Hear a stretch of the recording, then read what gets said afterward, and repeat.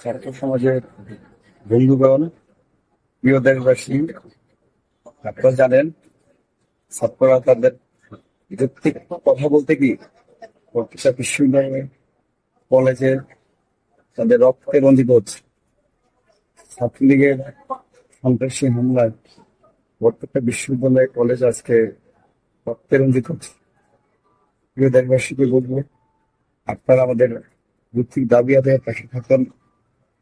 প্রশাসনের উদ্দেশ্যে বলবো, আপনারা সন্ত্রাসীদের পক্ষে যাবেন না, আপনারা ছাত্রদের বিরুদ্ধে গুলি চলবেন না, আপনারা ছাত্রদের এই যৌক্তিক দাবিতে ছাত্রদের পাশে দাঁড়ান।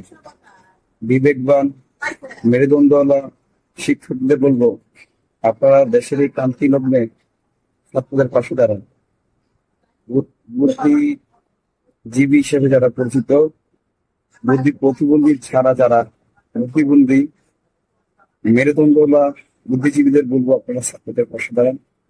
আর ছাত্র সমাজের প্রতি বলবো, আমিও ছাত্রলীগের সন্ত্রাসী হামলায় আহত গত 4 দিন যাবত হসপিটালে আছি।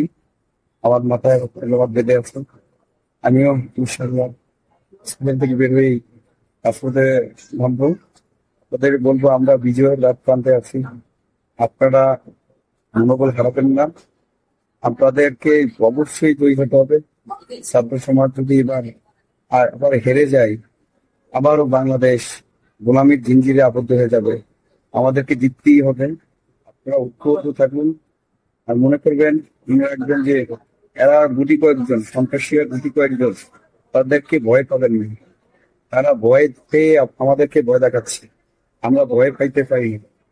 ছাত্র সমাজ 52 হারে নাই, 66 হারে নাই, 69 হারে নাই, 71 হারে নাই, 18 হারে নাই। সুতরাং এইবার 24 আমরা ছাত্র সমাজকে দিব না। আমরা ঐক্যবদ্ধ ভাবে এই সন্ত্রাসীদের বিরুদ্ধে রুখে দিন। অবশ্যই ছাত্র সমাজের বিজয় হইব। আমিও রাজপথে আসছি ইনশাআল্লাহ। সবাই যার যতটুকু সক্ষমতা আছে সেটা নিয়েই সন্ত্রাসীদের বিরুদ্ধে প্রতিরোধ গড়ে তুলবেন।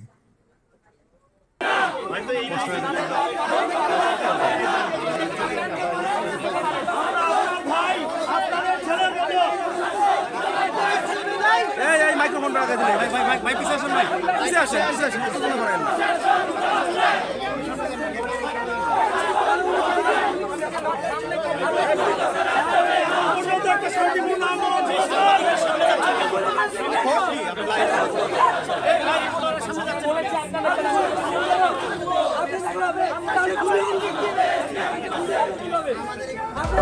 আমাদের